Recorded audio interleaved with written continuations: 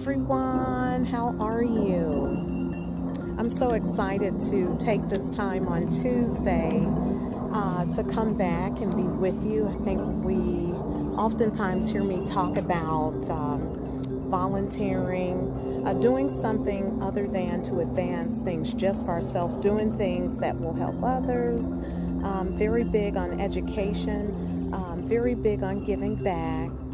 And I do have a few questions today. I kind of sat and wrote a couple of notes or whatever, so I'll reflect back over those notes. Just so you'll know, this past weekend I had a wonderful opportunity to attend the graduation at North Carolina A&T State University. And the one thing I like about attending HBCUs is you get a chance to see some uniqueness. There's still a lot of formality, but even in the formality, there was a great opportunity for students who experience social connections, whether it's through, let's say, a group organization. They did express that on the stage, and it was very interesting and fulfilling. In fact, the audience at several instances actually chimed in and cheered on. So, I like when we who have passed a certain stage allow others, specifically students, to, in an organized fashion, to express themselves. So here are my questions for you today. This one is specifically for educators. I want to ask you, do you teach your students about accounting, basic accounting principles, taxes, income, about assets? Now, my next question is, are you teaching your students to build wealth?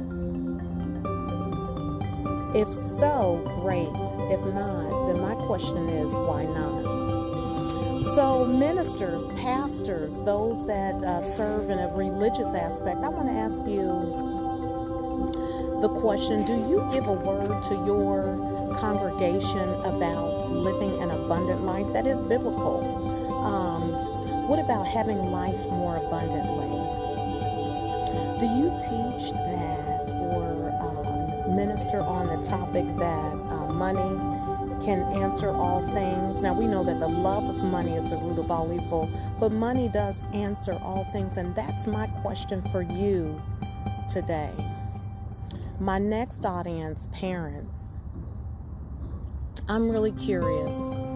Parents, are you passing down the mentality of poverty?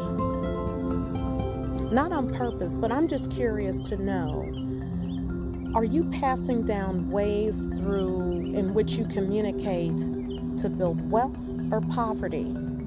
So, did you know that when you ask questions, you open up the creative aspect, the mind, to think on a different level? You allow the listener to engage and consider options by simply asking questions. Parents, are you asking your child questions, or do you give close-ended statements to their inquiries? Mom, I'd like this. Dad, I'd like that. Oh no, that's too much. It costs us too much. Or do you shift to a wealth-building mindset and say, how much of your time does it take to build and pay for that? Those are the questions that I'm curious about today. So, are you teaching your children to work for others? Are you teaching your children to work for themselves? And I'm asking all of these questions because the moment that we send our children to school, the moment that a parishioner attends a church or comes to hear the word, the moment that, as an educator, the student comes into the classroom, there are tremendous opportunities to move beyond the norm and do things that aren't familiar, that aren't typical, to help elevate.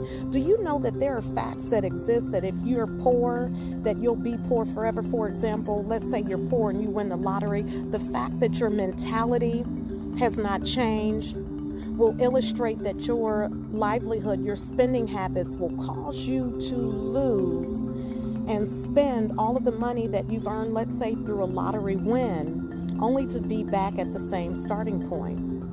Equal and opposite, let's say if there's an individual that does not have any formal education, but has been raised in an environment where wealth is a norm. By nature, their habits are going to continue to allow them, even without a formal education, allow them to be wealthy. And so these thoughts, as I take time on Tuesday today, they're coming to me, and it's essential that we ensure that when we're interacting from an educational stance, that whether we are ministering, whether in our role as a parent, that we shift our focus and that we interact with the listener on a level that's going to cause them to lay up wealth. We don't have to continue the same habits. We can do something new and cause a different effect. I don't necessarily believe that all individuals that, based on the facts given, that if they are poor, they will continue to be poor if there is a mindset shift. So today I'm trying to give you a message on shifting your mind around wealth building, looking at who you're connected to, what's being fed into you, learning to, in our roles, to inquire and ask the right questions that are going to elevate and shift the focus so that the listener begins to progress for themselves. See, if you feed a man for a day, he eats for that day. But if you teach him how to fish, you know the old saying, he'll eat for a lifetime.